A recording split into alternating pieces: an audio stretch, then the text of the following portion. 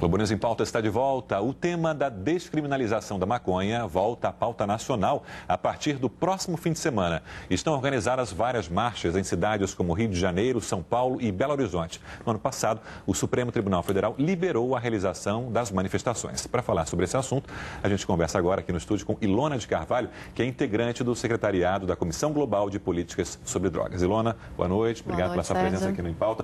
Antes de mais nada, o tema continua sendo polêmico. Queria que você diferenciasse aí a descriminalização de legalização. Perfeito. Muita gente confunde. Isso é muito importante porque é uma palavra feia, grande, que a gente já escuta e tem temor. Mas descriminalizar não é legalizar, é simplesmente tirar, na verdade, o consumo de drogas da justiça criminal. Quer dizer que quem consome maconha ou usa crack, cocaína, não vira mais um criminoso.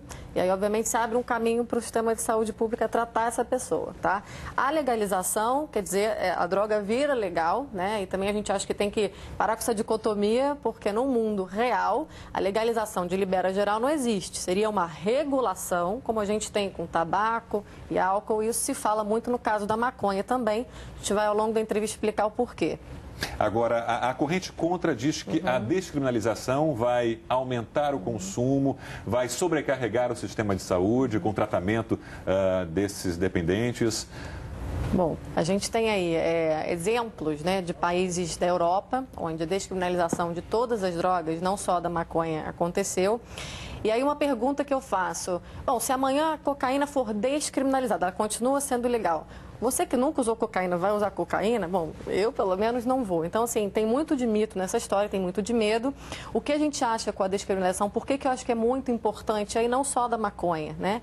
Porque, de fato, se a gente tem um plano de enfrentamento ao crack, se a gente está falando aí de preparar o nosso sistema de saúde, o usuário, ou a pessoa que é um dependente, precisa de ajuda, ela vai buscar apoio, se ela sabe que ela vai sair com uma ficha criminal suja, se ela corre risco de ser presa. Quer dizer, no Brasil, para explicar um pouco qual é a diferença, em 2006 a nossa lei tirou a pena de prisão do consumo de drogas, mas não deixou de ser crime. E aí diferenciou quem é criminoso, na verdade, é o traficante, né? Mas o crime de consumo não vai para a cadeia, mas continua tendo uma ficha suja, digamos assim. Isso causou uma grande confusão. Porque hoje o que acontece? Quem define quem é, na verdade, o traficante ou o usuário é o policial sem nenhum tipo de, digamos, quantidade determinada. É de acordo com a quantidade, mas essa quantidade não está definida. Não está. E aí, os países que descriminalizaram e foram bem-sucedidos, definiram bem, né, para justamente dizer, bom, em Portugal, por exemplo, que é um caso que é muito falado aqui no Brasil, a quantidade de drogas que você pode ser pego para ser caracterizado um usuário é de até 10 dias de consumo. Então, vai variar de acordo com a droga, né? A maconha seria uma quantidade, a cocaína é outra. Nesse caso, se você é pego em uma situação, quer dizer, portando uma certa quantidade, caracterizando como usuário, você é encaminhado para uma comissão, que não é uma comissão policial, é uma comissão onde tem assistente social, tem um médico que vai, na verdade, ver se você deveria ou não ser recomendado para tratamento. E você tem ali, enfim, pode cumprir serviço comunitário, pode ser encaminhado, de fato, para um tratamento, mas não é, de jeito nenhum, uma questão repressiva criminal. Você, na verdade, corta esse link, digamos, o elo que a gente tem com a consumo e corrupção. Porque a gente tem um grande problema que é as políticas de hoje vão em cima de populações já marginalizadas e não das populações como um todo, né? Então, assim, isso é um problema para a nossa democracia. Tudo bem? Boa noite. Eu queria te fazer a pergunta, se você está com uma pauta complicada aí, tanto quanto a poupança que a gente estava dizendo. Onde é que você enxerga esse muro grande nesse debate? Porque é um assunto que a gente já vem falando faz tempo. A ex-primeira-dama do Brasil, mulher do Fernando Henrique Cardoso, a Ruth Cardoso, falou desse tema lá em 95, 96. Enfim, é uma coisa que se arrasta no Brasil e parece que a gente ainda não tem maturidade para discutir isso. Onde é que está esse obstáculo? É verdade. Por que esse assunto não consegue avançar? Assim, Thaís, a gente durante 50, um pouco mais agora de 50 anos, né, a gente está vivendo com uma política de guerra às drogas. Isso, enfim, desde uma primeira convenção internacional da ONU, os países assinaram, ratificaram, e isso fez com que todas as legislações, assim, a maioria absoluta dos países do mundo tem legislações muito parecidas sobre drogas, né? E essa proibição, de fato, até na verdade, de inovar com políticas diferentes, que respondessem a realidades locais, trouxe esse medo até de pensar. Então a gente diz que o pior problema da guerra às drogas não é nem a proibição de consumir, nada disso, é a proibição de pensar. Em 50 anos a gente está vendo que isso é um desastre. A América Latina, assim, paga um preço altíssimo, né? O número de mortes que a gente tem aqui, enfim, assassinatos, se a gente for olhar o continente, são centenas de milhares de mortes, o número de prisões é assustador, o consumo só vem aumentando. Então, nenhuma das premissas dessa guerra, que tinha como sonho aí erradicar o consumo, nenhuma delas foi atingida. E, pelo contrário, se a gente for olhar os indicadores, está tudo ao contrário, né? E a gente acha que o tabu vem desse medo de uma educação desonesta, que faz com que o jovem não acredite na gente, porque quando você fala para um jovem, olha, o teu cérebro tem, enfim, até no filme que a gente vai falar um pouquinho, tem um pouco dessas, como era feita a publicidade em relação ao tema. E é trágico porque você mente, o jovem experimenta, acha que é bom, não conhece os riscos, as consequências. Então a gente está sempre aí, digamos, enxugando o gelo no sistema criminal, mentindo para os jovens, eles não acreditam mais na gente, né? Então a gente, na verdade, tem que quebrar esse tabu de pensar sobre o tema. Ilona, você falou aí na guerra às drogas, que na verdade está completando mais de 40 anos, completou 40 anos no ano passado, no governo Nixon, né? Estados Unidos. E nos Estados Unidos a maconha também está na pauta. Guga, o presidente Barack Obama já foi visto como um aliado daqueles que defendem a maconha para uso medicinal. Ainda é? É isso mesmo, Sérgio. Ele era visto como aliado antes dele ser presidente. Ele chegou a ser a favor da descriminalização da maconha em 2004. Mas depois que ele virou presidente, mudou completamente. O Obama endureceu, inclusive contra a maconha medicinal. Só para deixar claro, o tráfico de drogas é um crime federal nos Estados Unidos, mas a liberação do uso da maconha para fins medicinais cabe a cada estado da federação. Por exemplo, na Califórnia, pode usar a maconha para fins medicinais. Porém, o Obama, mesmo assim, usando argumentos de crime, de tráfico, tem reprimido também até o uso de maconha para fins médicos na Califórnia. Ele foi criticado hoje pela Nancy Pelosi, que é líder democrata na Câmara dos Deputados. Quer dizer, ele está batendo de frente mesmo, ele está sofrendo muitas críticas pelo endurecimento dele na guerra contra as drogas. Críticas de quem? Do lobby. Existe um lobby a favor da legalização da maconha nos Estados Unidos, e muitas pessoas que são usuárias, essas criticam o Obama. Por outro lado, ele é elogiado pelas pessoas que são contra até o uso da maconha para fins medicinais, assim. Então é bem complicado. E o Obama, ele está enfrentando também uma oposição dos países latino-americanos. O presidente da Colômbia e outros líderes da América Central claramente disseram-se a favor da descriminalização da maconha. E eu queria perguntar para a Ilona se não existe o risco, por exemplo, vamos supor que a Colômbia, ou o Brasil mesmo, descriminalize a maconha, não aconteceu o que aconteceu na Holanda, que acaba virando uma ilha e as pessoas de outros países acabam indo para lá. Agora a Holanda proibiu que pessoas que não sejam holandesas, quer dizer, que os alemães que estão atravessando a fronteira quase todo dia, entrassem na Holanda para comprar droga. Agora só nativos da Holanda vão poder comprar. O que ela acha disso? Não existe o risco? O ideal não seria, a partir dos Estados Unidos, que é o maior mercado consumidor, começar descriminalizando, onde, aliás, nos Estados Unidos tem 800 mil pessoas presas por consumo de droga.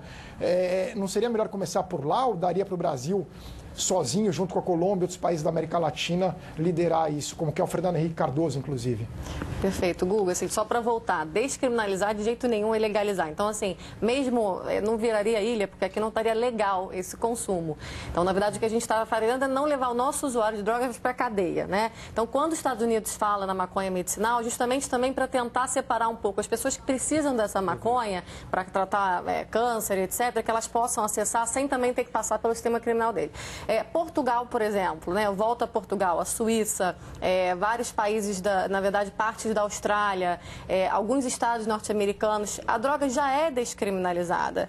Por exemplo, a Argentina já tem uma decisão da Corte Suprema, já é descriminalizada. No Chile, o consumo também não é crime. No México, também não é crime. Na Colômbia, o governo Uribe endureceu agora e resolveu, na verdade, antes de sair, né? O Uribe endureceu e, enfim, não era crime. Então, nada disso aconteceu. Então, assim, na verdade, você tirar da justiça criminal um problema de saúde pública abre, de fato, um canal com a sociedade. Você não está aí... este é um medo, né? A gente não está falando em legalização. Eu acho que esse medo da descriminalização é infundado, Guga. E é infundado porque a gente tem estudos aí no mundo inteiro de onde aconteceu isso, né? E o custo, na verdade, para você tratar uma pessoa que vem a ter o problema é infinitamente menor do que o custo de você prender, de você ter um aparato todo de segurança pública que está voltado para pegar, digamos aí, pessoas pessoas que têm baixo potencial ofensivo, né? São pessoas que não causam ameaças à sociedade, por estarem fumando, enfim, um baseado ou até muitas vezes outras drogas, né? Então a gente acha que tem que ser um pouco menos hipócrita de dizer que eu acho que é uma questão de maturidade, como a Thaís estava falando. A gente, na verdade, tem que lidar com o mundo sempre teve drogas, a história da humanidade sempre teve uso de drogas. Então, é utopia você dizer que a gente vai ter um mundo sem drogas. O que melhor a gente pode fazer é educar a nossa juventude, nossa adolescência, para que realmente saibam lidar com essa questão melhor. E se precisar de ajuda, não tenham medo. Esse assunto é totalmente, ele é limitado pelo medo e pelo preconceito. Então, isso a gente tem que trazer informação qualificada, porque esse debate, ele tá mal informado. E o consumo não diminuiu depois do início da guerra às drogas, pelo contrário, aumentou, né? De jeito nenhum. A guerra às drogas, na verdade, há 40 anos, né? O consumo só aumenta, o preço que, na verdade, eles diziam, né? Com essa repressão na oferta, que caracteriza a guerra às drogas, é a abordagem na oferta. Na verdade, eles querem diminuir produção, o tráfico, e esqueceram do mais importante, que é a demanda. No mercado, lei de mercado, né? Se tem demanda, tem oferta. E a gente está tratando só de um lado. E assim, na discussão, na retórica, várias pessoas já estão dizendo é um problema de saúde pública, mas não mudaram ainda nem as práticas aqui, nem o orçamento, né, da repressão para a área de política, de política de saúde, né? Então, assim, está faltando aí um ajuste no discurso para a prática. Ilona, o que eu queria saber de você, o Guga estava falando que lá o Obama tinha uma posição até simpática à descriminalização da maconha e que mudou quando chegou no governo.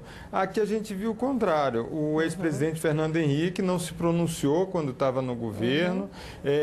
Lá atrás ele chegou a dar uma entrevista no passado que tinha experimentado, depois pegou mal aquilo, foi usado politicamente contra ele.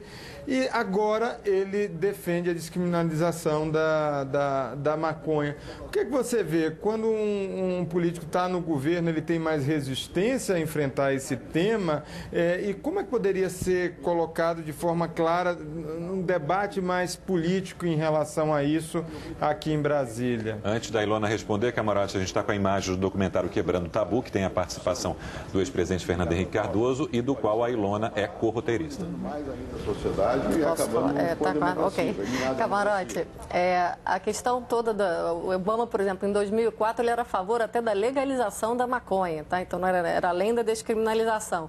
Então, realmente, o que acontece com os políticos é que quando chega em época de eleição, esse é um tema, por medo, por preconceito, por desinformação, que é muito espinhoso, né? As pessoas têm, de fato, essa pré-concepção de que vai ser um desastre, que o consumo vai aumentar imensamente.